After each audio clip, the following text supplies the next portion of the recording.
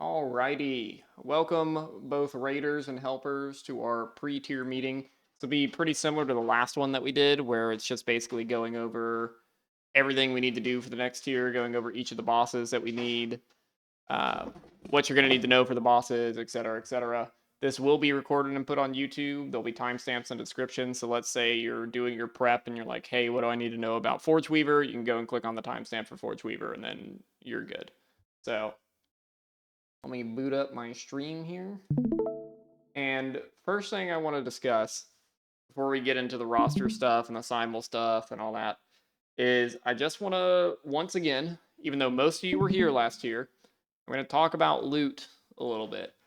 So, how our guild does loot. Our full loot distribution strategy is inside of the Raid Strategies channel. You can pull this up and you can look at it. But basically, I am giving people loot who I believe will give us the best chance to be able to down bosses.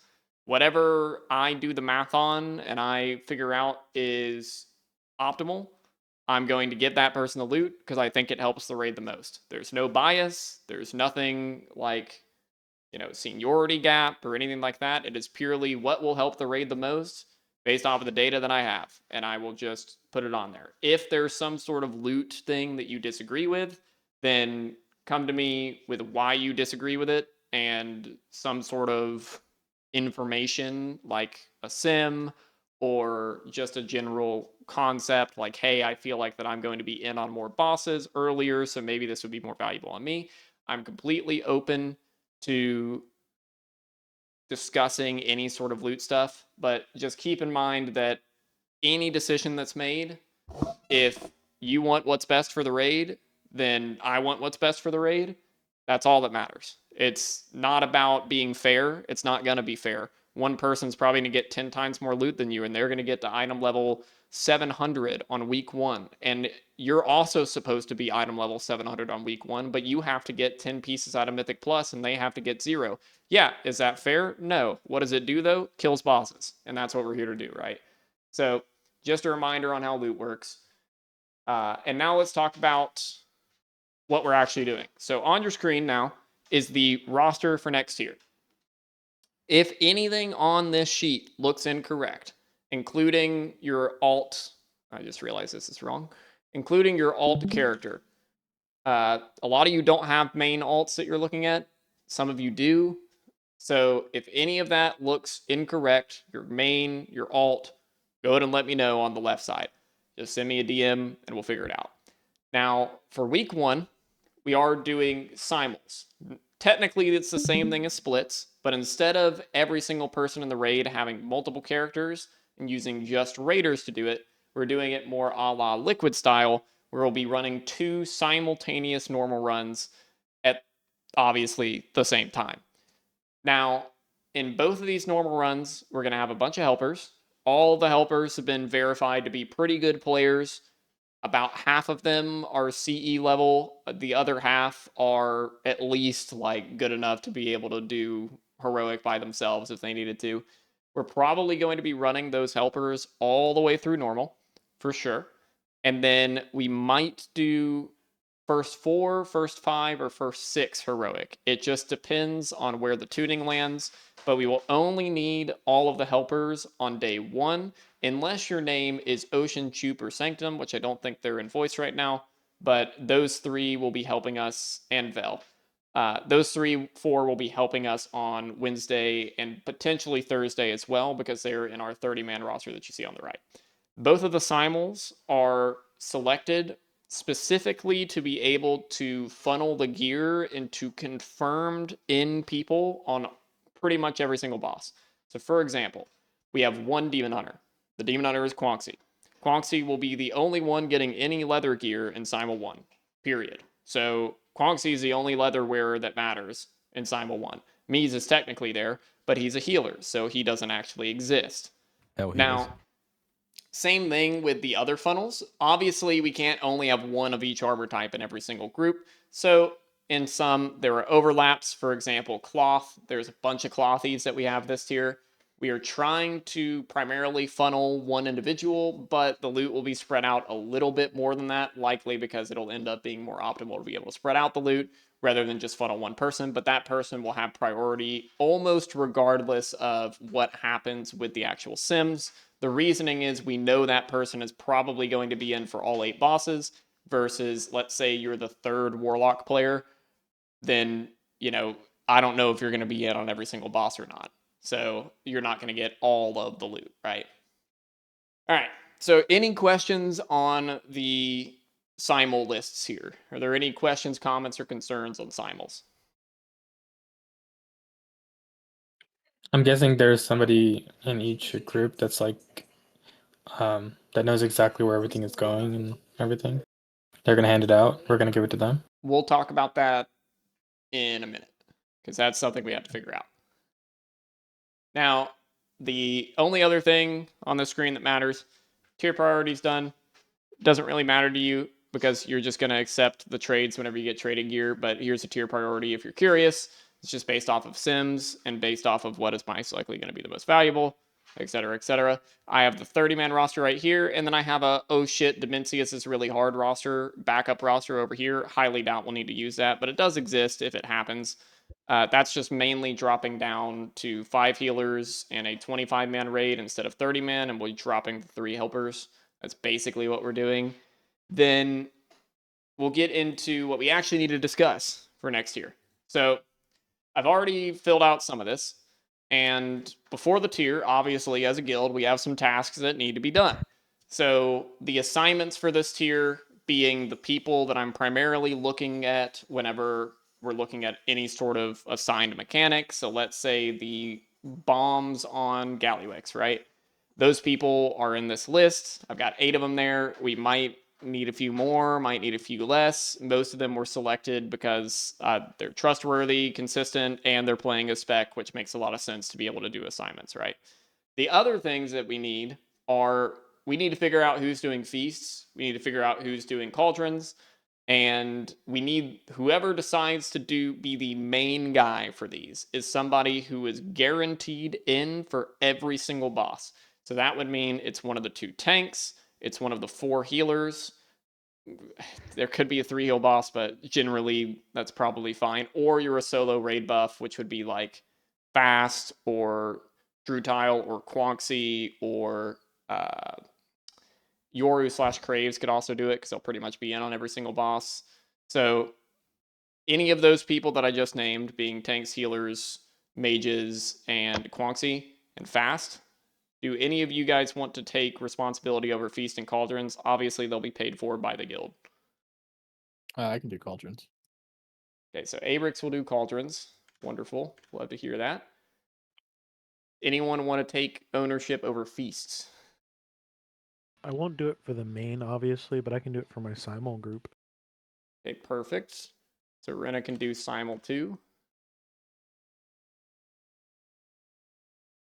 Need a Giga Chad Feast Enjoyer that's in for all the bosses. Oh, I was gonna. Simul too. I didn't see that. I thought that was for. I thought it was from your list. No, I've got plenty of feasts and cauldrons on my person right now. Okay, so you can do Cauldron Simul too. Leave your Simul too. Yeah. So our main feast guy, nobody's stepping up. And to the I plate also here. will be in on every boss on main raid. Put that in the books right now, so I can do it for the main raid too. Watch. All right, I'll go ahead and put you over here for feasts. For feast, do you have to level cooking and all that stuff? Yes, you do. Not that You hard. have to hit level 75 cooking. Oh, pretty sure I already have I mean, it. yeah, if it's not too hard, I can take care of it. It's not a big deal. Poutsy, did you said you already have it?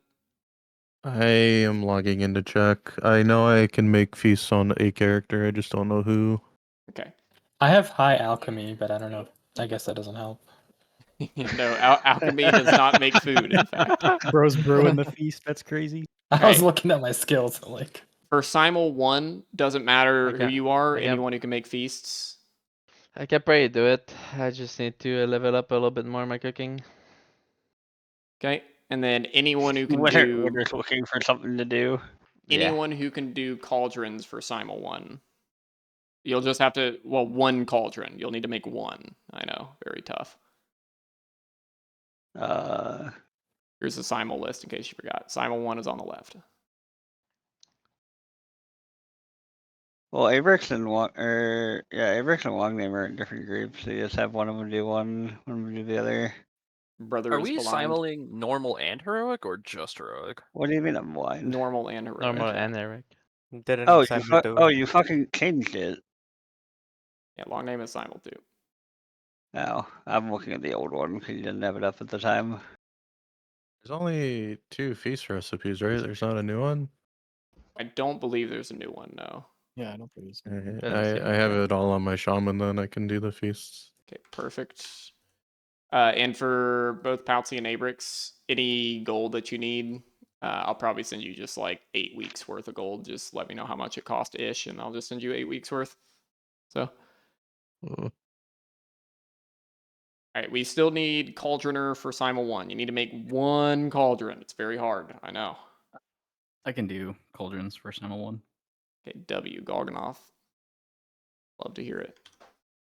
Okay, so that's done. The next thing for the Simuls that we need to figure out is who's doing loot. So there is no officer in Simul 1. I know Justin can do Simul 2. I But- can help if you need, because doesn't matter to me. I'll do for main as well, since I did it Yeah, last you season. did it last so I'll just season. do both. That'll work. So there is no officer in Simul 1. It just sort of worked out that way. I would say preferably for loot, probably Crave, since I'm watching his screen. It just makes it a little easier because I can screenshot his loot tab whenever he gets it, and then I can just post it. And same thing for you, Justin. Whenever you're going through the simuls, all you need to do is just close out of the RC window whenever it opens up and just screenshot what pieces dropped, and then just send me the screenshot, and then I'll have all of it ready to go, and then I'll just send you guys a spreadsheet which will show you every single item that dropped in order and who to give it to at the end of raid. Okay. Yep, works for me. Perfect. Love to hear it. Is there a reason why I'm benched for oh shit, Dimensius is hard, by the way? I completely forgot you existed. I'm not gonna lie. I actually had you buddy. not in the 30-man There roster is. as well for a second. Or you're down. It was on accident. Or It was on you're accident. I just didn't fix You this one. forgot me on the screen for the Slurp race. You forgot me on the 30-man. You forgot me on the 20-man. This is crazy, brother. No, I forgot you on the Slurp race screen. Has nobody told him yet? Like, what's going You on? do not matter. am I getting shadow benched? Is that what this is? Hey, at least your PowerPoint slide worked properly. Okay. That is true. It's backwards Justin? AML, but You've yeah, been you're promoted right. to analyzer, Justin. Congratulations. Congrats, man. So the other thing that I need is who is going to do the ready checks and the pull timers inside of Simul 2. Pretty easy job. I just need someone to do it. I can It's do a it. hard job. I get yelled at. And Simul too, I can do it 'cause I'm tanking. Oh, yeah, you are. Yeah, in or Simul I can 2, do it. yeah, I sure. mean, I That did works. I did full timers I'm for a while. gonna give you my POV also for just Okay, so I'll have Winter's FYI. POV, W. You better be fast with your gates, Pallock. So, other thing, we need world markers. Light did a horrible job of this last year, so we're not going to have him do it again. Oh my He- god. He complained on every single boss about it, so clearly he doesn't want to do it anymore. Does anyone want to take over the world marker job of you slam down the world markers whenever you walk up to a boss? I'll let you know this tier, they're very easy. There's not very many to do. So you'll pretty much have 2, maybe 3 on Kami most said bosses. he's good for it. He just DM'd me. Congrats. it's I'll do kinda the first crazy. time 1.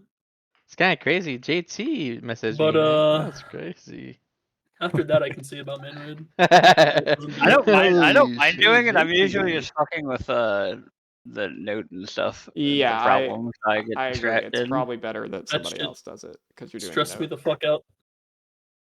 I could So- try. Are there any markers that you have to do during fights or just? No. Just like walking up to the boss. I mean, if tanks want to do it, I'm down for that. If you guys just figure it out, I'll just list Abrix Yeah. for main now, and then maybe if you end up being annoyed by it, then Kami can do it. Should be pretty Yeah. easy this tier. Like whenever we go through the raid plans, you'll realize there's not really much to put markers on, and there's no weird lineups like there were on Muggsy and. You're not gonna get bitched about Sticks, your marker being 2 pixels off. That It's only gonna be last boss right there. That's probably See, gonna I be. know where I need to be. Annoying. yeah. Light, I would agree with you, but your markers are 2 icons off all the time. Okay. You're cooked, buddy. You're benched. And then can I get a backup melee or healer POV? I would love, I'm not going to use it all the time, but on particular bosses, for example, Dimensius, I might want it. So anyone who wants to use, I'll parsec into you and I'll just need like a backup POV. I mean, you can I always like, offered my POV, I mine. don't give a fuck. It's not. I don't mind It's either. not what the Warcraft recorder thing is for, or whatever the hell that is. Warcraft Well, Recorder Or is Warcraft it is actually somebody streaming? Yeah, Warcraft Recorder is like post, like it post after the poll. Parsec is live, so that's what I'm actually raid leading off of. It's like a Discord screen share, but way higher quality. Okay. And less laggy. A lot Okay. less stressful on your PC.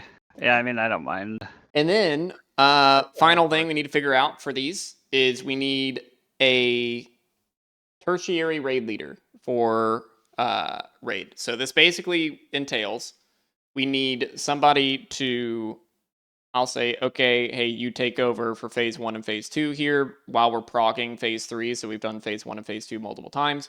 I'm going to go look at Warcraft Recorder. I'm going to go practice phase 2 or whatever it is. I'm going to go figure out what we can change, look for optimizations while you take over raid leading, because it's obviously not as useful for me to be staring at the, like Muggsy, for example. I feel like that we did not utilize this enough last year, for sure, and definitely something that I want to utilize more going forward. So you just have to make calls and phases that are not progression phases, if anyone wanted to take that job over. like, I'm not going to make Lake do it. Yeah, I can do that. I can do that. Okay, W Lake. And then Lake has already volunteered for Simul too, so. Alrighty. So that should be everything. The only other thing is I need someone to push the notes in Simul 1. Preferably a healer, because you guys already have access to all that stuff. Mies, are you smart enough? You know how to push a note? Fuck no, dude. Brother. Alright, Copy pasting and hitting send is pretty hard, Will. You might. I don't know if he has the requirements for that. and anyone in Simul 1, just like, I'll copy and paste all 8 notes to you, and you Okay, just fuck send lie. them. I can do it. Okay, I'm gonna prove him wrong. That's my sounds boy. good. You'll be Yeah, you teach me this. you'll be notes. Bro, you just fucking said that. Fantastic. So I can't wait. Holy fuck. alrighty. I thought I was hyped for the raid already, bro. Holy shit. Now I'm more pumped. As long as you don't fuck it up, and I just need to paste it and send, that's fine. Yeah, I'm gonna Yo, you should send put you typos all all 8 through his notes shit. in Discord. Do you know how to get it Will off the not tell him? website? He doesn't have to. I'm No. gonna do it for him. I mean, I can. Yeah, it's fine. Because I'm gonna add. I have to add all the assignments into each note. Oh, true. Alrighty. So that's pretty much all of the guild meeting stuff we have to talk about. I'll talk a little bit more at the very end, but we're about to get into some bosses. Is there anything you guys want to bring up about how the guild's working, schedule, simuls, assignments, anything like that? Quick question about the simuls. How long do we plan on running those? Just the first week. Just week 1. Okay. Yeah, just week 1. Any other questions? I mean, anyone's free to join week 2 and stuff for heroic, but yeah, we're not like. Yeah, planning on doing simuls. we have 3 slots for. We have 27 Yeah, main true. raiders, so you sure anyone's free to join, but only 3 people. We plan on doing normal first. Yeah, full clear normal into heroic as far as until it gets hard, and then we'll swap to the 30-man roster. Most likely, the most likely schedule I see Tuesday, all of normal plus first 4 or 5 heroic. Wednesday, 30-man group is what we'll start in. We'll finish 5, 6, 7 heroic, potentially 8, depending how hard Dimensius is. Or if Dimensius is too hard, we will walk into Mythic first 3, and then we will go back to Dimensius on Monday. So it just depends. Okay, let's talk about some bosses. So we got 8 bosses in this raid. Who would have guessed? 8 boss raid again? No way. So first boss, Plexus Sentinel. Very simple boss. It has 2 mechanics that you really need to worry about. So First off, there are going to be these walls. You have to use your extra action button to get through the wall. There are going to be small circles that get put onto you. You just have to take these to the edge. And then there is a soak. This soak on Mythic will do a very funny thing where it applies no vuln to you, and you have to get into it. It'll pop. It'll knock everybody out of the soak, and you have to walk back into it before it pops again very, very fast. Now, I said this on testing, for those of you that were there, and people did not believe me when I said that it was very, very fast. It is very, very fast. Like, so fast, I will show you in a second, that you cannot get back into it without using some sort of movement button. You can take both if you can. If not, we're going to go ahead and have groups on Mythic. On Heroic, this doesn't matter. Just soak both. It's perfectly fine. On Mythic, we will have groups which will let you know which one you need to do. Then he's going to go over to the edge of the room. He's going to knock you back. You need to run against this or you will get one shot.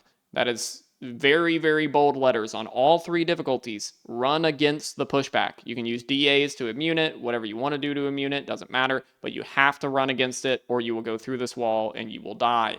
Very bad. So let's look at what this looks like. So this is our testing VODs. I will get you guys a copy of this video so that you can look at it. These will be very similar to our strats that we will use. We killed most bosses on Mythic on testing.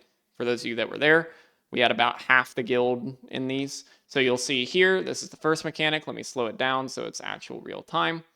This is the first thing that can kill you on this fight. So we take all the bombs to the left first, and then the wall is incoming. Here it comes. You should bind your extra action button. That's what this spawns on. And then use your extra action button to dash through the wall. There you go. You see Lanthalin and Yoru failed the dash, so they're on the floor. They are now no longer on the floor because the Earth Mother has guided him. Now he's going to spawn the next set of bombs. They're going to put these on the right, and then at the same time he spawns this soak. So this will do the 2 pops. You got 1, and then instantly again 2. So you see 1, 2 very quickly. Just to replay this, 1, 2. Perfect. Okay. And then he's going to do this Tank Buster mechanic, which is the Sprocket Monger Tank Buster with fall off damage. To be very clear, there are 2 wipe conditions on this fight. A, you wipe because of the Tank Buster being too close to the raid and it kills everybody. B, you wipe in the intermission, which we will look at. Realistically, anything else will just kill 1 person. The soak is really not that big a deal. Anything else not that big a deal. It's just this fall off damage. So tanks, we'll talk a little bit more specifically about how I want you to handle this during the tank meeting. But generally, just make sure no matter what, you get the fuck away. If you have to die to get away, perfectly fine. We'll just be Regia, bro. It's okay. Like, I would rather you die and not wipe the whole raid than wipe the whole raid. Then we go into this intermission. This intermission's a little dodgy thing.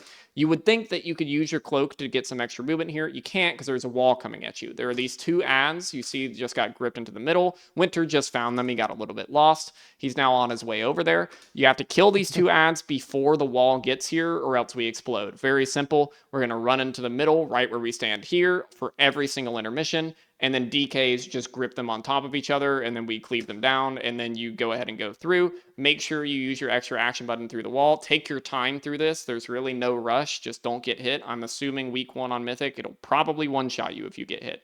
Then he has this shield. He does a ton of damage to you, and you have to make sure that you pop defensives here. This is generally going to be your defensive time, and just do the little dance around these pylons. And then he just does the same thing over and over again. That's it. That's the fight. Any questions, comments, concerns on Plexus Sentinel?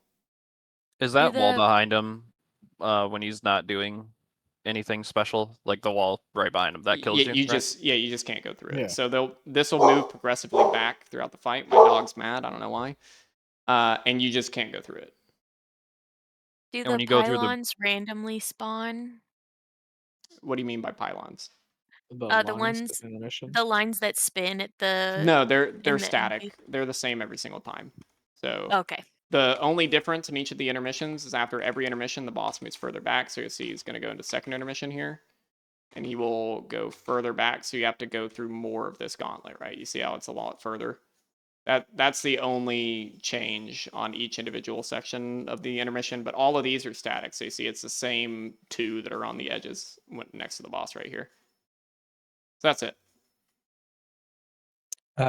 You said there was the hit that knocks people back, and then they have to run back in. That's, I guess, one person is gonna get it, and then everyone stacks up on them. Correct. Knock, Yeah. and then go back in. Yep.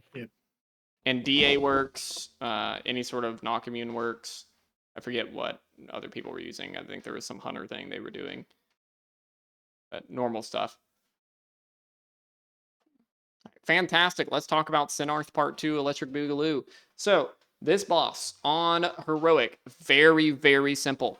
There are 2 ways that you can wipe. It has an Aeronog ring. So if I zoom in here, the Aeronog ring is going to spawn. It's got all these little webs. To be clear how this Aeronog ring works, it is different from Aeronog because you can skip the ring with any sort of blink mechanic. Would not necessarily recommend that you have to do that, but we'll talk about why you might need to later.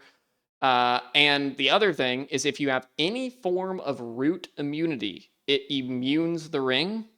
No clue if that's going to be the same thing on live, but for example, Blessing of Freedom completely immunes the ring. Don't know why. Master's Call does the same thing. Chi-Ji does the same thing. Don't know why that is. Would not necessarily rely on that whenever it gets to live, but it worked that way on testing. So on Heroic, all this boss does is there's going to be the Aeronog ring. There is going to be a tank mechanic that is a frontal that they have to point at one of these little guys on the Aeronog ring. I'll show you what that looks like in a moment. And it will allow that Aeronog ring section to be killed. You kill this section of the Aeronog ring, a bunch of different people are going to be tethered to the boss. It's going to do stacking damage to you, so it gets more and bigger and bigger and bigger until it starts to kill you. You just have to go pop that. It'll put some area denial wherever you pop it, so try and pop them all close to the same area and then slowly rotate around the room. All we're going to do is we're going to start like in the middle here, and then we're going to go here, and then we're going to go here every time that she knocks you back, because she spawns this like big circle that will knock you back. That's literally it. It just repeats that mechanic over and over again. Then in P2, she's going to rip her ass off and open herself to you, and there's a big damage amp. So we're lusting in P2, not lusting at the beginning. We're going to pull the boss to the side, and then there are going to be 2 soak groups. Odds will soak first, evens will soak second.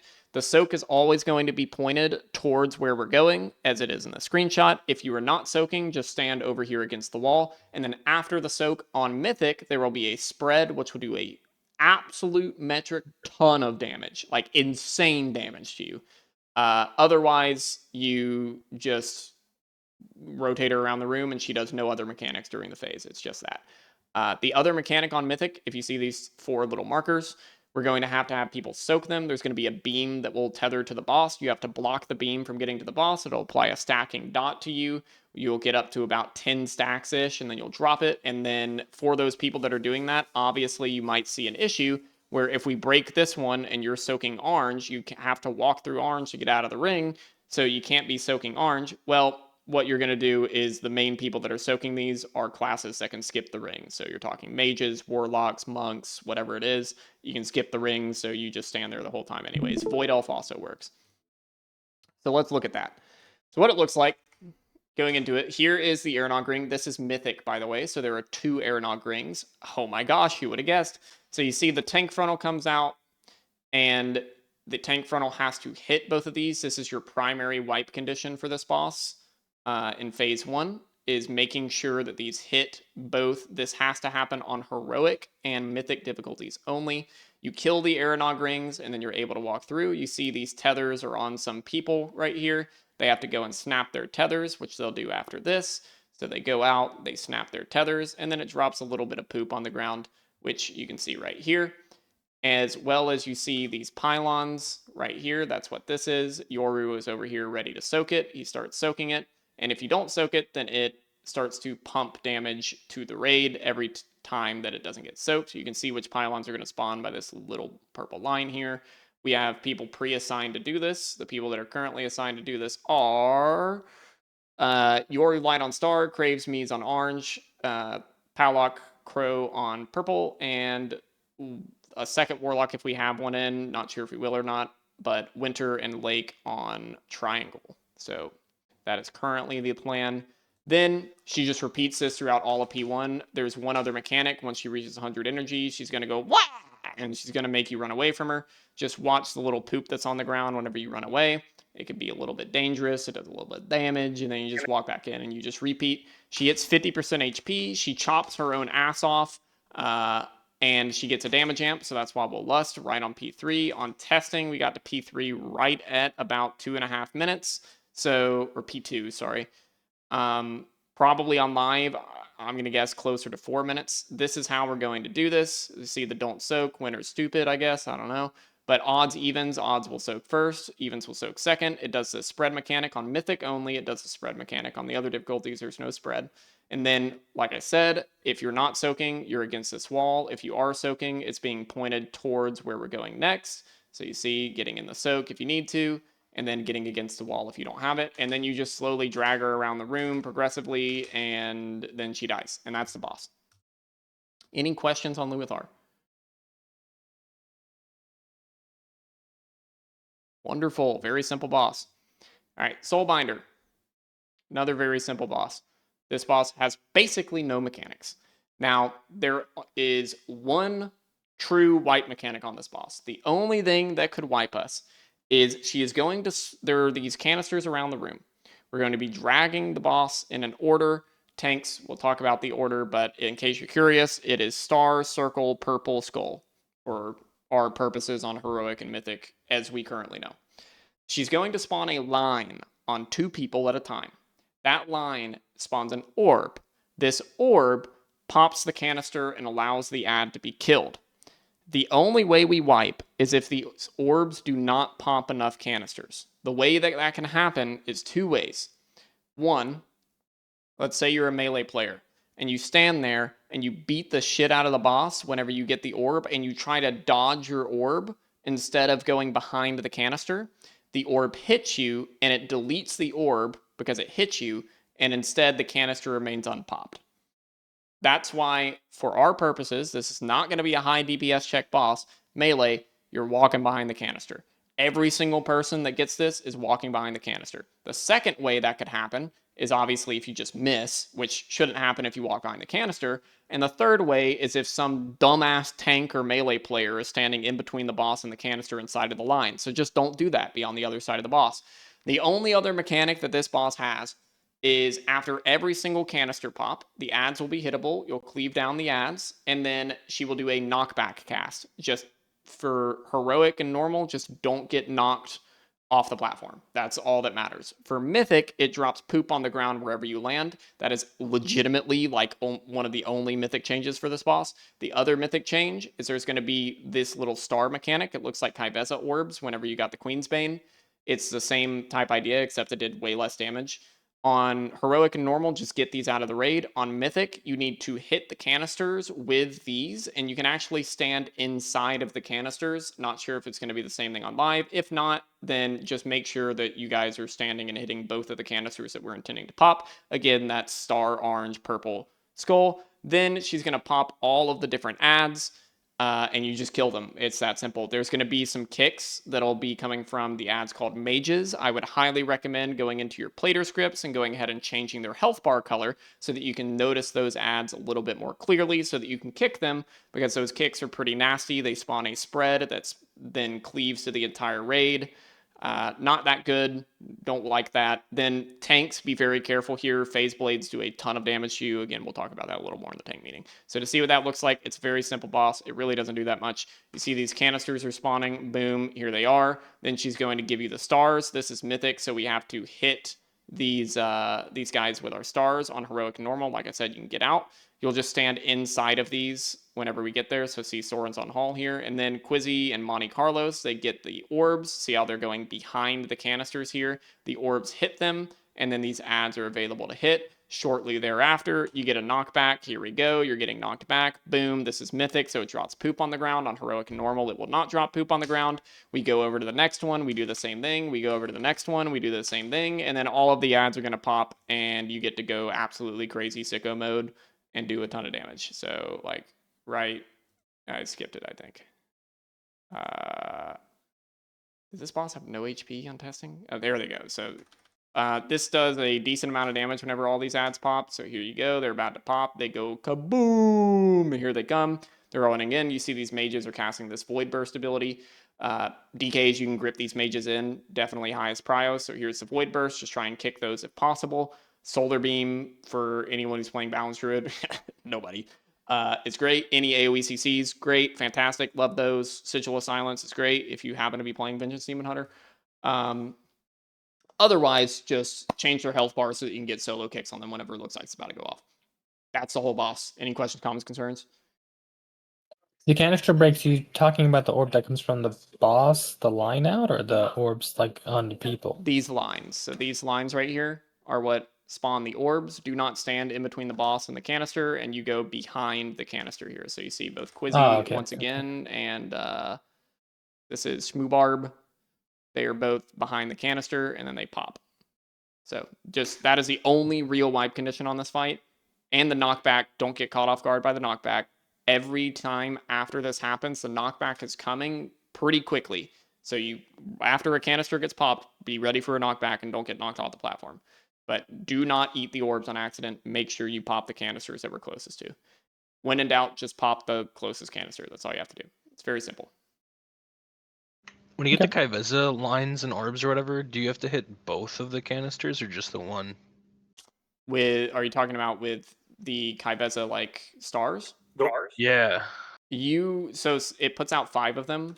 So you just make sure that both are getting hit. You do have to hit both of them, but since there's so many debuffs, they should get hit by like, just make sure that there's one person on each. There's only 3 now. Okay. Yeah, I got it. I mean, there was 4 right there. I thought it was 5. Maybe it's 4. Yeah, it was Must 4 be right 4. there. Okay. Is there? Maybe I can't fucking count. Do those dispels like drop anything, by the way? No, they right? don't. No. No. You can just dispel them if you want. Up to you. Okay. Forgeweaver. Forgeweaver is a very simple boss. Once again, it's crazy. The first 4 are very easy in this raid. They should be. Forgeweaver's definitely the step up in difficulty on Mythic at least, but on Heroic, fight's completely a meme. This is a very simple boss to understand for Heroic and Normal. For Mythic, you're going to be running around like a headless chicken, but we'll explain that in a bit. Now, we are probably getting to this boss week 1 of Mythic. I'm going to guess, based off of how easy the first 3 are, we're probably going to blow through the first 3 pretty quickly, irrespective of tuning. So we'll probably see this around the time that Liquid is seeing this. Maybe we don't see it on Thursday, but maybe we do. There will likely be very little data, so you're going to have to use our raid testing footage to be able to prep for this boss. I would definitely make sure, a lot of the times, I'll talk about this at the end, but make sure you prep these first 4 bosses so that we don't waste time on them. I know half of you have already killed them, but please make sure that you're prepping effectively for these bosses as well, because they can definitely hurt our prog. We don't want another Rick Reverb situation on our hands now, do we? So, all right.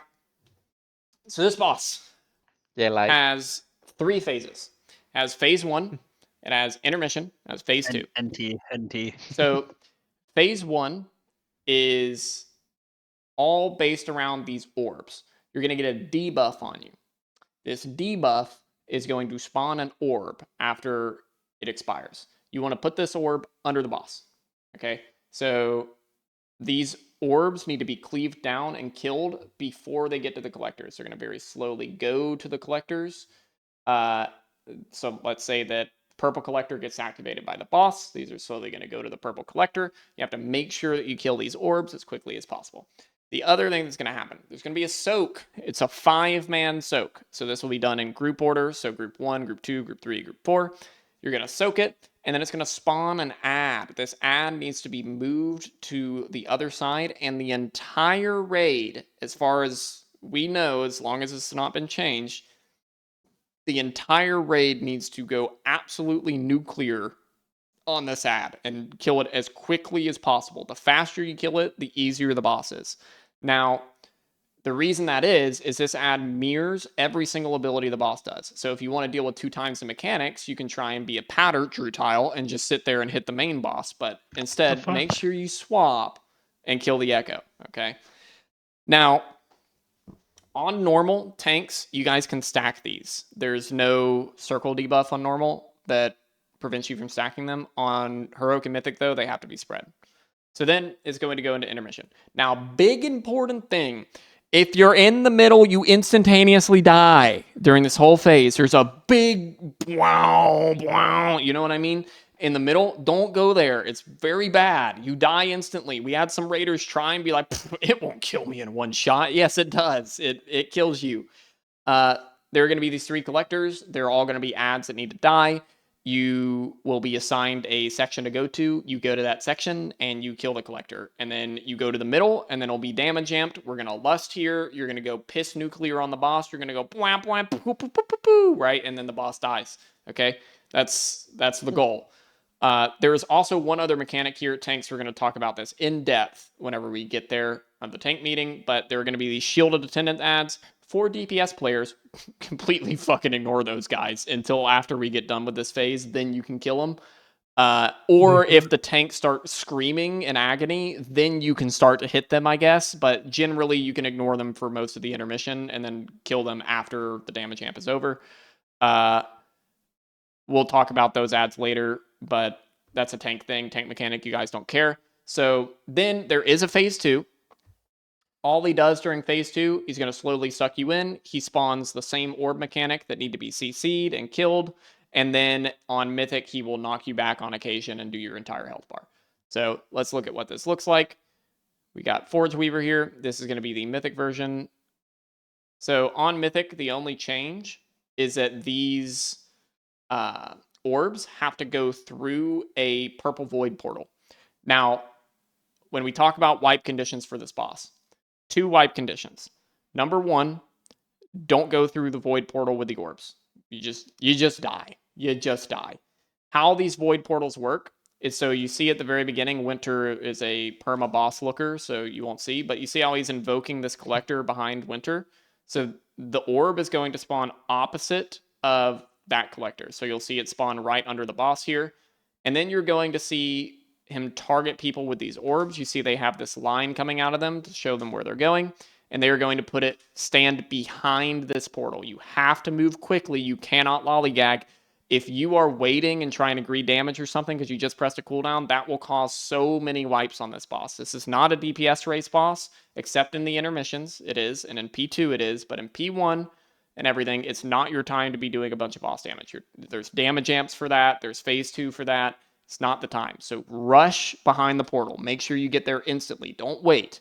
This boss will get a lot more chaotic. This is the 5-man soaks we were talking about. It's going to spawn the ad.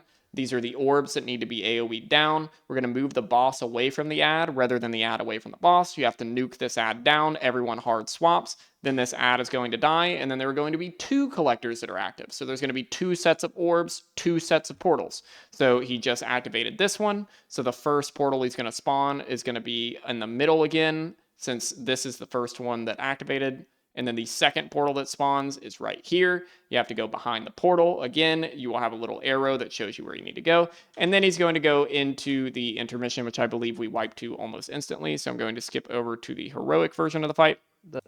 The portal also hurts bad. Yeah, do not walk into the portal. You have to walk around the portal. I tried. So the other thing on Mythic in this intermission, we see these 3 collectors that have to be killed during this intermission. Let's skip forward. So you all swap to the Echo, same thing. We'll be moving the boss away instead of the ad away, and then we'll move the boss back. So going into intermission, he's going to knock you back. This does about 50% of your HP. So if you happen to be below 50%, go ahead and pop a personal. You should all be healed up before it, but the knockback does do about 50% of your HP. You're going to be assigned a collector to go to. So you see these collectors are all active. On this particular testing, we sent everybody to the same one. You can't do this on Mythic. How it works on Mythic is all 3 collectors need to die within 3 seconds of each other, or you instantly wipe. So what we will do is I will give a countdown. Your goal will be to get all 3 collectors to 10%. And right whenever it gets to 10%, you full stop damage on your collector. And then I will go 3, 2, 1, kill, and then you will kill all 3 collectors at the same time, and then we run to the middle and we do the damage amp. Very simple way to handle that 3-second stuff, right? Just don't be a patter. This isn't Muggsy, Justin, where you can just keep hitting the boss. You gotta stop, or else we might wipe. So you kill these 3 collectors. Like I said, there's these completely useless ads that you can completely ignore that definitely don't do anything. In fact, they're not even here, so I guess. Now he's damage amped. We lust here, and then he's gonna go back to P1 for a little bit. So he does the same P1 stuff. And then he's going to go into phase 2. In phase 2, he's going to go, wah! And he's going to knock you to the edge of the room. He has the same exact orb mechanic. If there are any orbs left over from P1, they have to die. So in this one, for example, we got a little bit of a cringe push timing where we had some of these orbs still alive. Ideally, that won't happen, but if they are alive, they need to die. Then he will do the same orb spawn mechanic, but instead of going towards these collectors, they're going towards this black hole that's on the side of the room that's constantly sucking you in.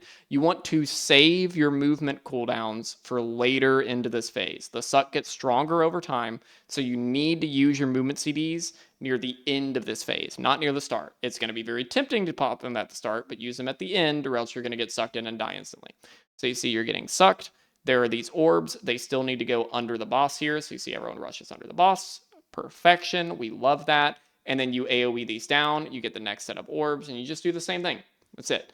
It is just a DPS race before you get sucked into the black hole. You can see this suck is getting quite strong now. It's a little bit difficult to fight against. Now you would start popping some movement cooldowns, and then you kill the boss, and huzzah.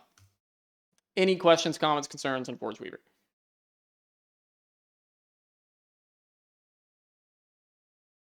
Fantastic. Wonderful. Love to hear that. So on Forgeweaver, all the assignments are already done. So on Mythic, predicted assignments, I don't know what the comp's going to be yet. I haven't decided. It depends on how you guys perform during Heroic Week. Just another reminder of how this guild works. Pretty much everything you've done in the past gets deleted except for about 5%. 95% of what you're going to be judged on based on if you're going to be in or not is just purely determined by how well you perform during Heroic Week, which means it's mostly determined by how well you prep.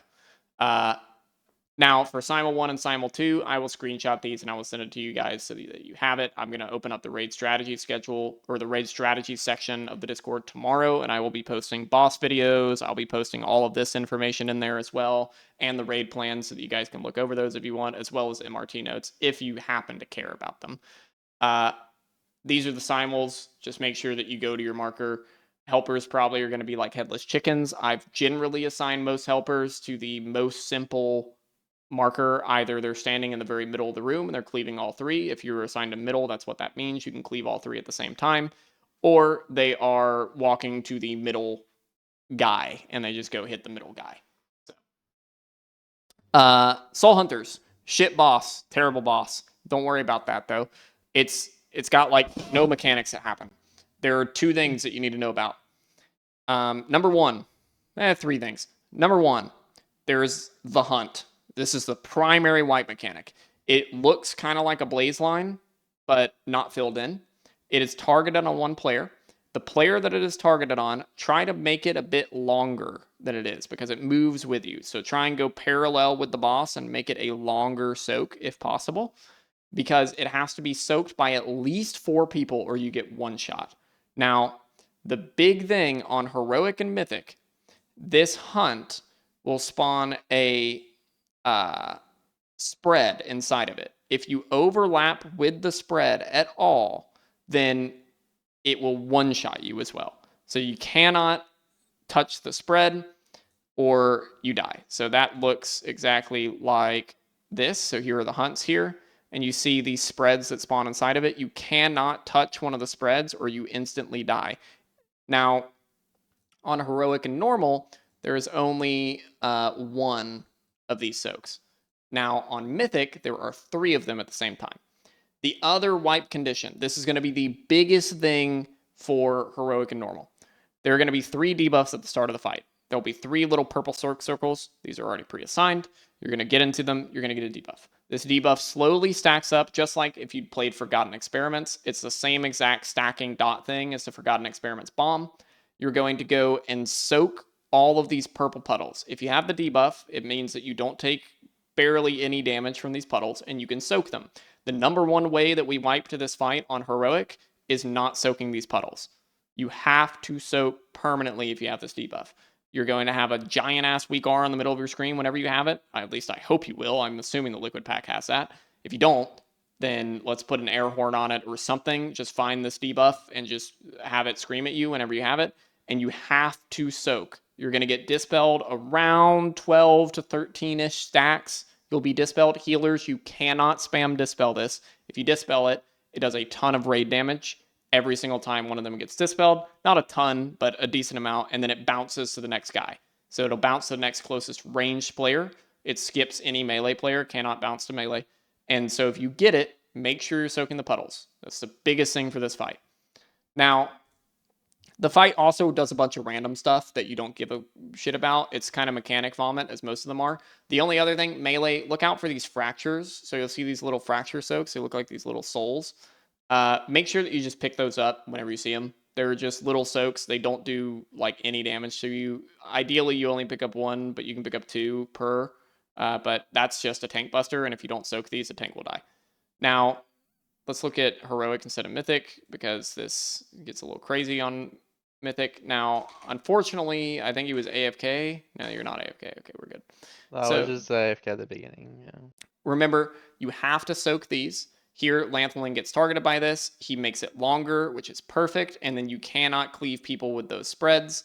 If you see these little orbs above people's heads, these are the people that currently can soak the puddles. So you see Thick Priest goes in here and it soaks up the puddle. Make sure you soak it up entirely. Don't let it like get soaked up a little bit or it will continue to grow. You have to soak them in their entirety. Like I said, this is the #1 way we can wipe to this boss on heroic, and wiping to this boss on heroic would be really cringe. I would like to be able to do this boss with simuls, but it's pretty much dependent on how well we do this soak the puddle mechanic, right? And some of the helpers can also get the debuff, which would make it a little bit harder. With the hunt also, it might be invisible. It was on testing, but it also made a really weird bugged animation whenever you did it. But you can try. May as well, like mass invis, see if it does anything. Now, we do have 3 different intermissions. So this is the first intermission. It's going to be the new Demon Hunter spec. Whoa! So this is, you can see how annoying these puddles are, right? The debuffs still remain throughout this whole section. So you can soak these puddles during this, but we cannot have puddles in this intermission. Why? Because you see all of these different orbs coming in, and you have to soak these orbs before they get to the boss. Obviously, if there are puddles, you see Crow is actually able to soak this over here right now. We have to prioritize finishing off the soaks and the puddles. Like Lake and Simul 2, just if you see puddles on the ground during intermission, scream at anyone who has a debuff to make sure they go soak these as fast as possible at intermission. All 3 of the intermissions. It makes it infinitely harder to deal with if there are puddles down.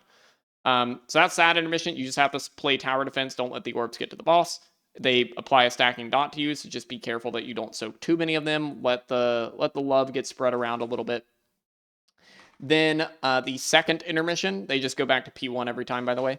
The second intermission is just Kaiveza intermission, except without the extra stuff. So these blazes, they are a bit different because they turn. So you see Winter here.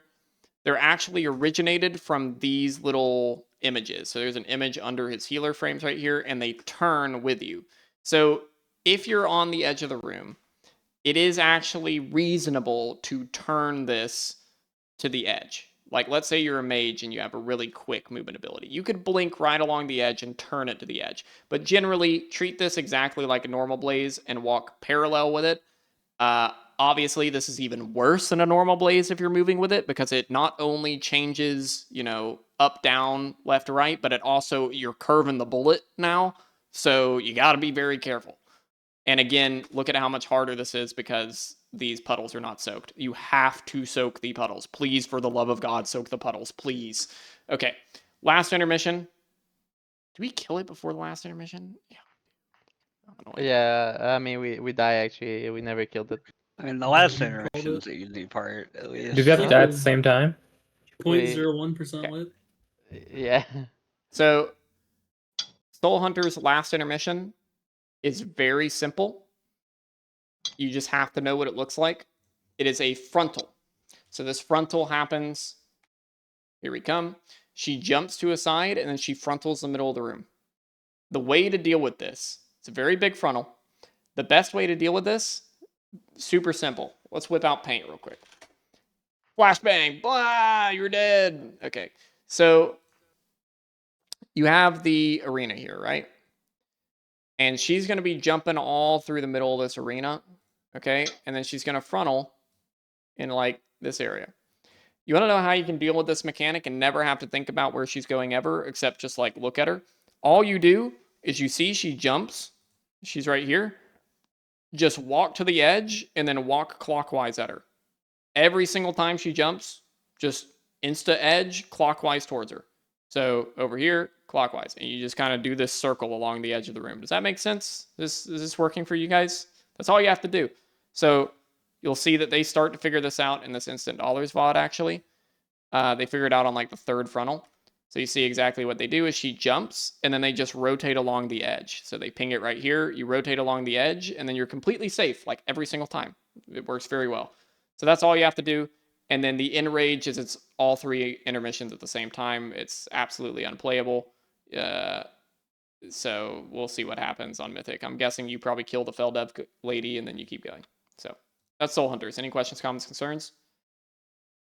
For the Feldev, why does clockwise or counterclockwise matter? It technically doesn't, but for Mythic, it would matter because I did not talk about the Mythic mechanic. The only Mythic mechanic on this boss is that actually changes the boss in any meaningful way other than the 3 hunts thing is in each intermission you have Sludgefish Chains or Swamp Face if you're a noob, except it's attached to 3 people. So there'll be an alpha male in the middle, and then there'll be 2 people that are attached to the alpha male. The alpha male determines where you go and you follow your alpha, and that's why I'm saying clockwise to go ahead and normalize it in your brain so that everyone rotates clockwise together on Mythic so that you're not like pulling each other around. We see the intermission on Mythic, but we show the chain on the VOD. Yeah, I already showed the Instant Dollars VOD, though. I wasn't really talking about the Mythic mechanic anyways, because any boss for Soul Hunters, Fractillus, Nexus King, it's all kind of smoke under the bridge, because Race the World First will get here first, and we'll talk about that before we get there. Okay. For Soul Hunters, Initial Soaks and Simul 1, Xenon, Pots, Craves. Simul 2, Lake, Palak, Yori. Very simple. Mythic, this is what I'm predicting. I believe there were 4 soaks on Mythic. Still not sure. Don't really care. Let's move on to Fractillus. Real quick. I just wanted to mention to be careful with the hunt spread. Like, if you're out of the line and get hit by a spread, I believe you either get a vuln or you like hit the person. You get a vuln. What? Yeah, just be careful to not get clipped by the spreads. Like, don't just stand there and be like, oh, I'm not in the hunt. Just like move slightly out. All right. So, Fractillus, this is the Mythic version of the fight. Welcome to Weak Aura Boss. Do you see that I'm playing... This is my MRT note I had to manually make, by the way. You see that I'm playing like Sudoku in the MRT note? You don't have to worry about that. You know what this boss is for you? You're going to walk up to the boss. I'm going to make sure everyone's Weak Aura is updated. And then you're going to have this big-ass thing in the middle of your screen that says safe, and then the marker. So you see purple is currently safe. And then congratulations, you got a wall. Okay, it's going to say spawn on moon, and then it's going to show you where moon is, and it's going to be in the same spot every pull. So you just go to moon, and you would think, oh, well, it's going to be like Sprocketmonger, where you only have like half a second to get there in time. Nope, you have 10 fucking seconds to walk to moon. So you can get lost and walk all the way to star, and you can still make it to moon. That's how easy this boss is. We unironically killed this boss in 2 pulls, I think, after we figured out the Weak Aura. It's insanely easy.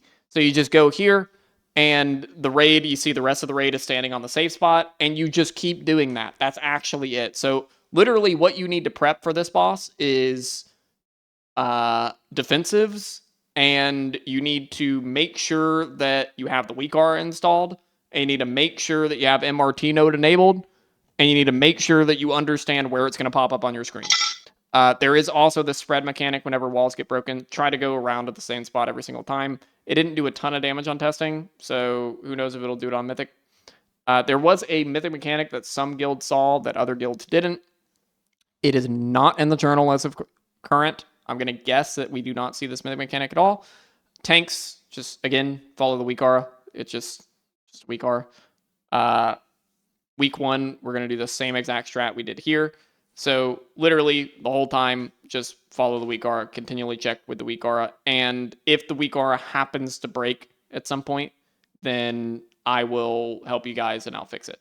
Okay? So that's it. It's just, does everyone understand the giant Weak Aura that's in the middle of your screen that you walk to the marker that it tells you to? Are there any questions on that? So it's just stacked together and then go where the Weak Aura tells you? Is that literally the boss? Yes, stack on, it'll say safe triangle, so you stack on triangle, and then if it says another marker, then you go walk to that marker instead. So if it says star, is that on the ground or in the sky? That is on the ground, in fact. Wow, that was hilarious. With the, are we trying to dodge the walls, or do we just don't give a fuck and get hit by it? What do you mean? You have no choice but to get hit Are you by saying it if you once have they get- if you're targeted by the debuff? Yeah, because like You have no choice. Yeah, it'll just hit you. Because in the testing, if I sat far back enough, I was able to disengage out of it and not get hit. I mean, you can mess around with it, just whatever. It's Don't not fuck it up. worth it to fuck it up, right? So just Okay. because obviously the fight is designed for you to just eat the wall dot, so it won't kill you.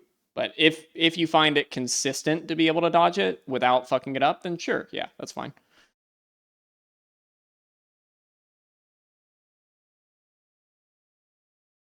Zero mythic talk here. No point. Liquid will figure it out for us, and we will talk about it then. We are only talking about normal and heroic. Okay. This boss has a lot going on. All right. So I'm going to simplify it for you. I don't want you to understand all the mechanics right now. I just want you to understand what you need to execute and what you need to do. So on Nexus King, normal. This is normal only. You will be stacking on the orange marker. The tanks will point a frontal at the star marker.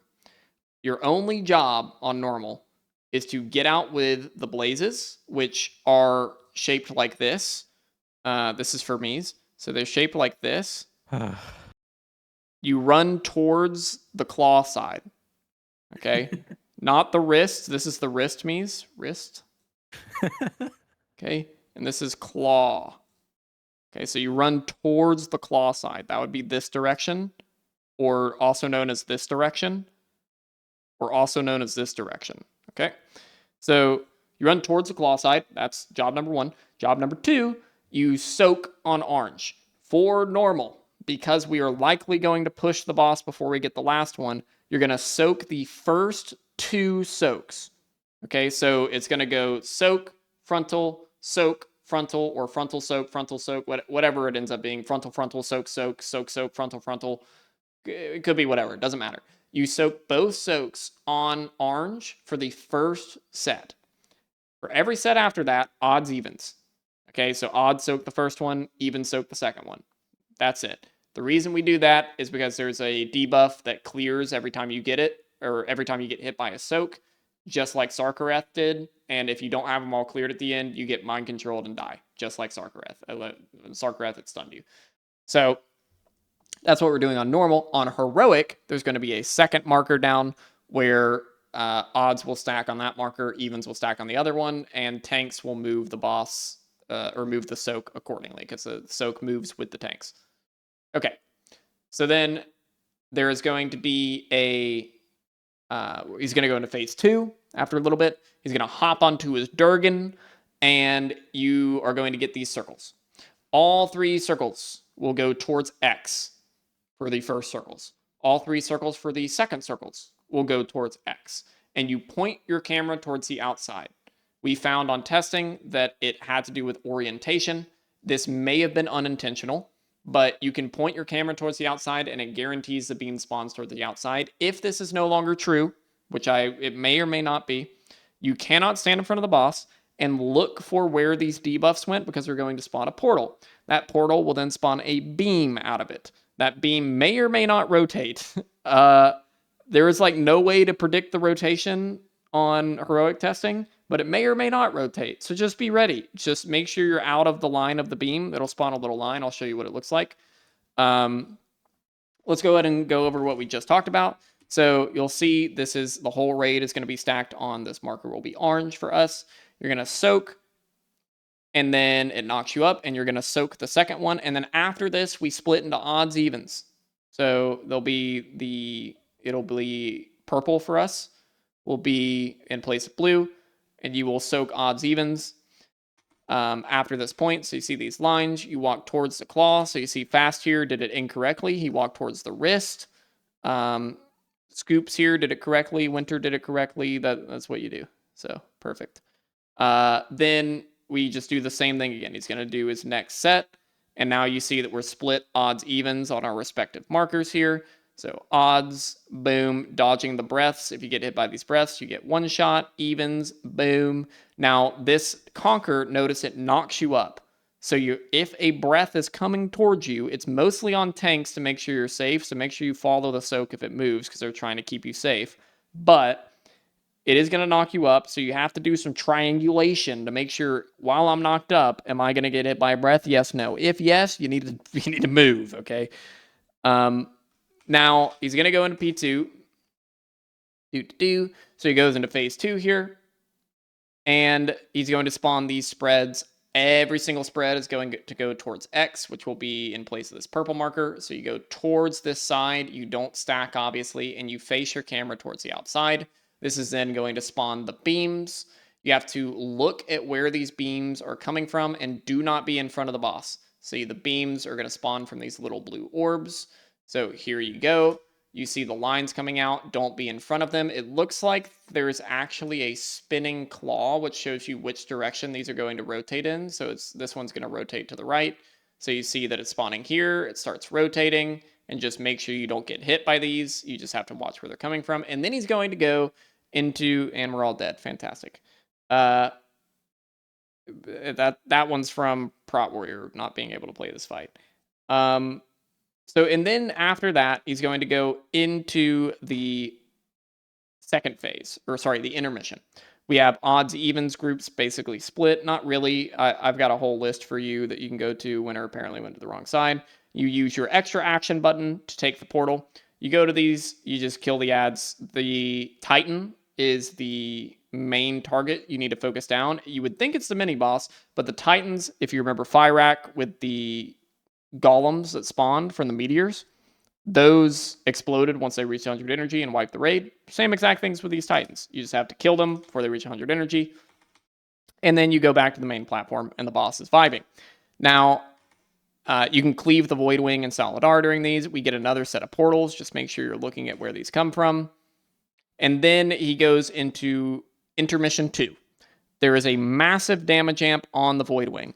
Arms Warriors, I believe you could Mortal Strike the boss at the end of this to prevent him from healing as much. Any healing reductions, I believe, will work on the boss here. So you focus the Void Wing. You can cleave onto him if you want to, but that's where the damage amp is. It's on the Void Wing. And then he goes into P3. P3.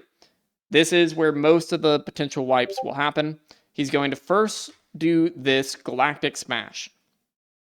Now, you see how you have a guy.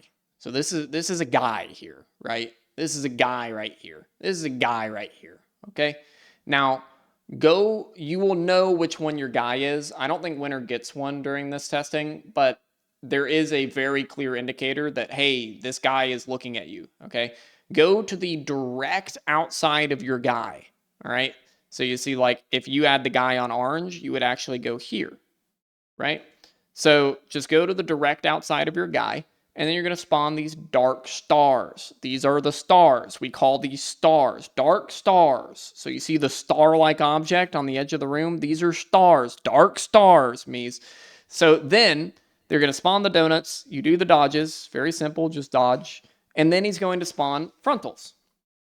Same exact thing here. He spawns these frontals specifically in line with one of these stars. He does that specifically. So go directly to your guy, right? You have to hit the number one way we can wipe to this boss on heroic and normal is we get to P3 and you do not hit your star with your frontal. If the frontal does not hit the star, it does 1 billion damage to the raid and we die. So you have to hit your star. So you see here, they're targeting their star. You don't have to go behind it. You just go in front of it. And then it blows up the stars. And that's it. So again, you go directly to the outside of your guy. You see here, you go to the outside of your guy. And that's the mechanic. Okay. So we go back over here. We'll see that we got odds, evens. Basically, you hit the dragon here, and then you go directly to the outside of your guy. And then you go parallel to your guy and hit the stars with the frontals. Any questions, comments, concerns on King Sandwich? Can I get the get baited by melees? Like the circle and stuff, or is it only range? Mm, it'll hit a tank. I think for sure. it'll hit one of the melees for sure.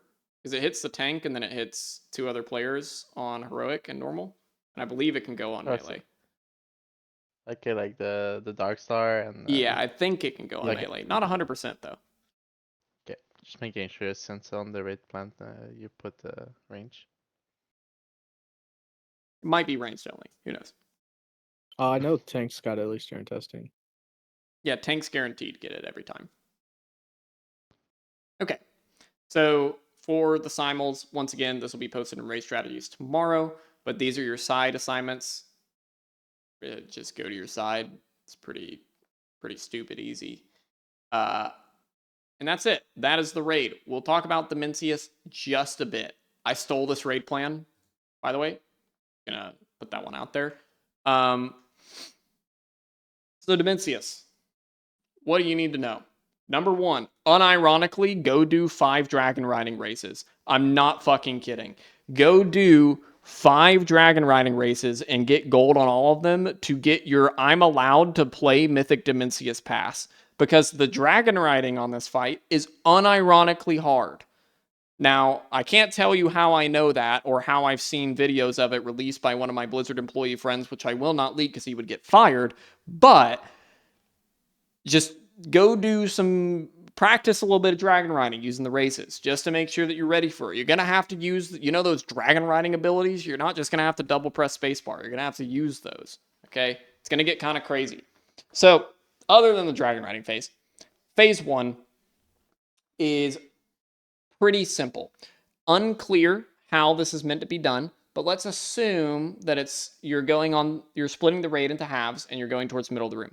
Tanks, you have to stay 15 yards away from people at all times. Raid, you will be sorta around the middle of the room. Tanks will be on the left and the right. They will be on opposite sides of each other. And then raid, you will slowly spread to the sides. I'll show you why in a second. There are 3 primary mechanics you need to think of. A bunch of dodges. There's some soaks. And then the main mechanic of this phase and the main mechanic of the entire fight is called Devour. So whenever he gets... Not sure, fam. Don't know. They disabled that on Tendril. I don't know if it'll be enabled on Dimensius or not. But whenever he gets to 100 energy, he's going to cast Devour. It's going to do metric shitloads of raid damage, and it's going to start raising people with this reverse gravity debuff into the air. Okay? They're going to be floating into the air. If you get these and you're able to place yourself somewhere, try to place yourself near the, clumped up together, because there'll be 5 people that will get massive gravity or whatever it's called. I forget the exact name of the mechanic, or clinging gravity or collective gravity. There you go. I found it. So there's going to be some people that'll get collective gravity that you can suck these players back down and you can save their lives. So they're going to be floating up towards the boss. You have to suck them in. If at any point, including whenever the boss is no longer in P1 and you can walk through him, if you ever touch the boss, you instantly die. He kills you. Now, every single time he casts Devour, you need to gain 1 stack of collective gravity. So he will have 0 stacks of Devour, and he will cast it to start the fight, and then he'll do a bunch of damage to you. And then you need to have, for the next Devour, he's going to have 1 stack, right? That means you need to have 2 stacks of collective gravity to be able to live the Devour. Then he's going to have 2 stacks of Devour. Now you need 3 stacks of collective gravity to be able to live the Devour. How do you get stacks of collective gravity, you might ask? Well, there is a tank buster, which will spawn living mass. These are going to be little gloob ads that you need to kill. Whenever they die, they're going to drop an orb that is known as excess mass. Now, hunters and mages will pick these up. These are going to be the primary mechanic for phase 1 to be able to gain collective gravity. Excess mass, whenever you stack near each other, is going to, when 2 people, they will create a gravity field. Whenever you enter that gravity field, then it will give you 1 stack of collective gravity. Are we following? Wonderful. Sounds good. So basically, tank buster, spawn ad, kill ad, drop orb. Hunter/mage, pick orb up, touch each other, spawn circle on ground, raid, stand in circle, gain stack, live. Sounds good. Okay. There are some other things that he does. This can basically be summarized as dodge and soak. There's going to be like some crystals that you got to soak and stuff. And then there's a spread mechanic that drops shit on the ground. So that's about it. Now, Marsha. blah, blah, blah, blah, blah. Yeah, I stole his raid plan. Blah, blah, blah, blah, blah. This doesn't matter. This doesn't matter. Blah, blah, blah. Okay. So intermission 1, if you did not see this little clip, here, I'll show it to you. Koresh launch trailer. Ignore my thirst talks. Okay, so there is a half a second clip at 55 seconds right here. Let's look. Be ready for cinema. Here we go. You might want to. There you go. Fantastic. That's it.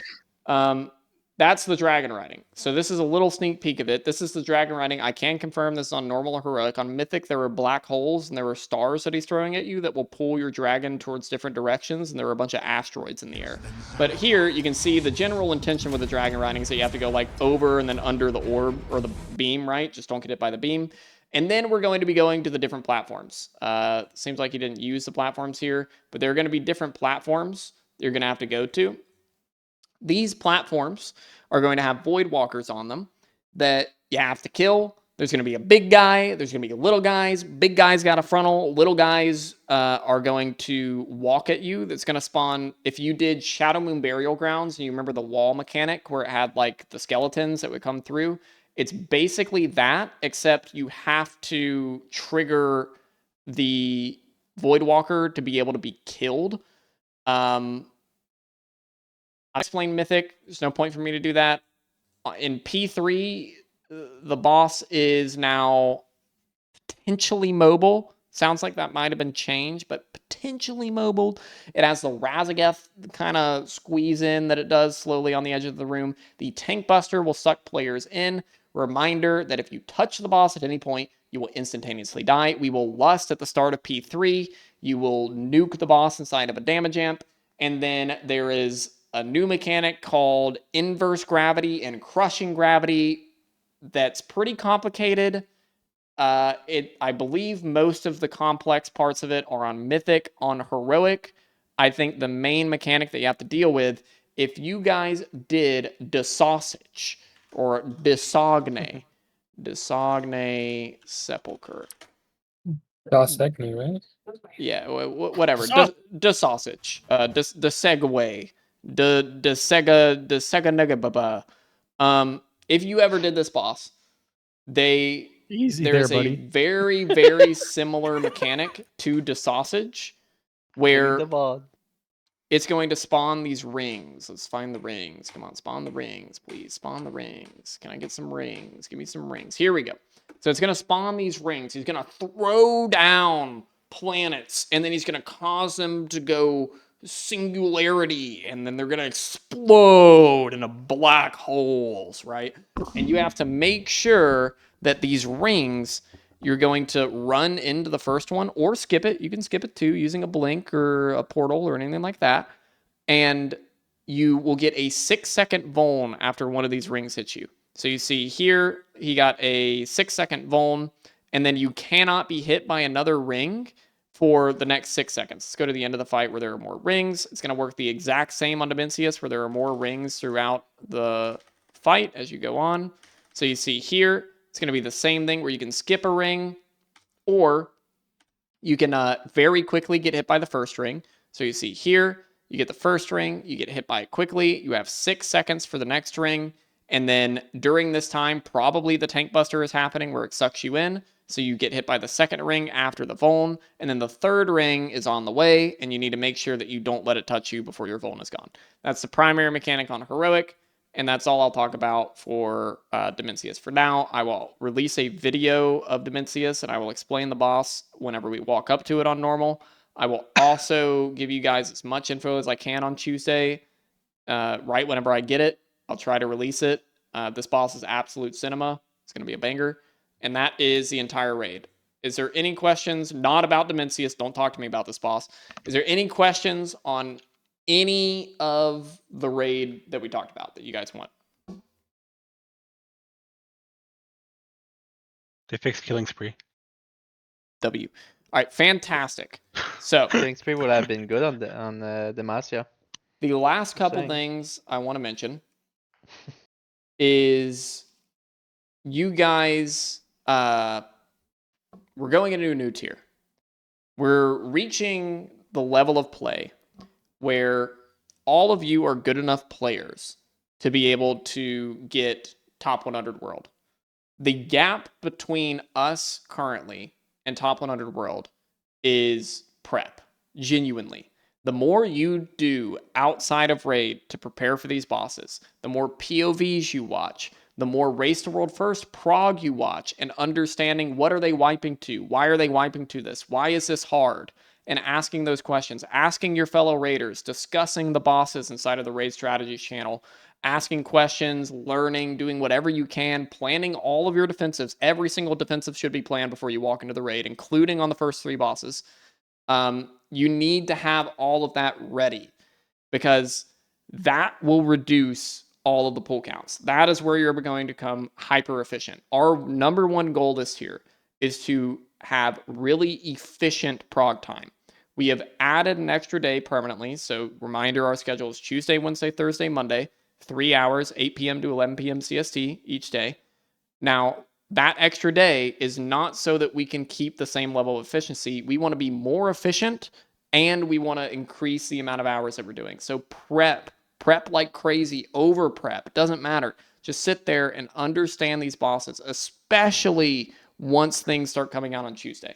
One new thing we're going to be doing this tier is every Sunday night at 8 p.m. CST, we will do a prep session, or I'm going to call them the Sunday sessions, where I will talk about whatever the primary thing that we need to discuss for raid is. So let's say that whenever we were on Sprocketmonger and we had just started Sprocketmonger, the first Sunday session after our first Sprocketmonger week would probably be about Sprocketmonger. But let's say we're at 20% on Sprocketmonger, and I think Sprocketmonger is dying on Tuesday. That Sunday session for that week will be on One Armed Bandit, for example. So those are completely optional. I'm going to record every single one. I'm going to post them all to YouTube, but it is highly recommended that you join them. Again, not required, but whenever you can join, I would recommend joining. They'll last about an hour every single time. So 8 to 9 p.m. CST. We'll do our alt runs directly after the Sunday sessions. And you can learn and ask questions about the bosses, understand the bosses, understand our strat for the bosses and what we'll be doing. It'll be very valuable to you guys to be able to do that. That's an extra prep thing we're doing. And just really hammer home what you're doing. This Sunday, we'll be doing a prep party. And what that is everyone will get together. I will make sure that everyone has liquid timeline reminders if you want it. If you don't want it and you want to use a different way to make your MRT notes and make personal notes, that's perfectly fine.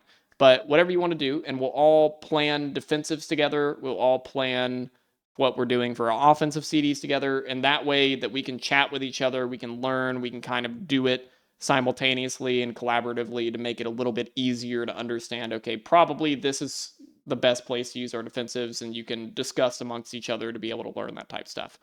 Obviously, there's healer meetings and different things like that. The only other thing I want to set you guys up with, if you go to guild info right now, there's a new thing inside of the guild info tab at the very top.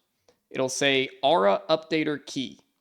If you copy that key, you can use WoW Up Curse Forge, and you can actually now have access to Aura Updater inside of your WoW Up. So whenever you go to your options right here, and you go to add-ons, I believe. I don't actually remember. Where is this again? Yeah, I think it's add-ons. Go back. Yeah, it's add-on. Okay. It's down Bottom at the right. bottom. Yeah, it's right add-on. here. So add-ons, and at the bottom right, you see this GitHub personal access token. Go ahead and paste your personal access token that I put in the guild info at the top. Just copy that. It'll say Aura Updater Key, and paste it here. Yeah, I'll talk about it. Don't worry. And then you can go over to My Add-ons and check updates. And then it'll pop the Aura Updater inside of here, and you can download the Aura Updater and update it just like any other add-on. You just have to click on the check updates. So that is, and if you don't have Aura Updater, you might have to do this. I think you install from URL, and then you paste this GitHub URL. or you paste the GitHub URL with the link to Aura Updater. I can grab that for you. I think check updates does work, but maybe not. I don't know. The guide always says to install, but once it's installed, you can update it. So even if you like grab the Aura Updater from like one of our zip files, it should show up in your WoW file. You just wouldn't be able to update it without the access token. Gotcha. Yeah, so Aura Updater. Let me grab it. Actually, just don't have the link to it. I can grab it if you need it. Yeah, if you'll grab the link and just post it, then I can link it. Fortunately, Atrocity does not have this very nice feature. But you'll install it from the URL, and then you can update it permanently through the Check Updates tab. This key will work the entire tier, so you don't have to worry about it. Very good stuff. Here, I should be able to actually grab it from this, I think. Nope. Oh, okay. Well. Alrighty. And then the other thing, Warcraft Recorder. Also in Guild Info. Highly would recommend it. Not just for me to be able to go through and watch your VODs. It's also so that I can actually see what went wrong, and I have the POVs that I need to be able to do that. But on top of that, reviewing your own VODs is one of the best possible things you can do outside of the raid to improve your performance on a particular boss. So Warcraft Recorder, it's free. I've already paid for it for the entire guild. Go set it up. It takes about 5 minutes to set up. Very simple. And it's a fantastic tool. And if you ever have a funny moment that happens, then you can actually upload it and you have a clip of it. But that is the entire end of tier meeting. It's everything that I had. We're going to have a kick-ass tier. We're going to absolutely slam it this time around. Tomorrow will be the release of all the raid strategy sections. I'll put some videos that explain the bosses. I will link the raid prep guide. I will link the video that Winter put together of all of our testing VODs, and I'll have everything ready for you inside of that. But prep away, finish your delves, finish your M0s, and I will see you guys next time. Thank you, Will. Thanks, Hamel.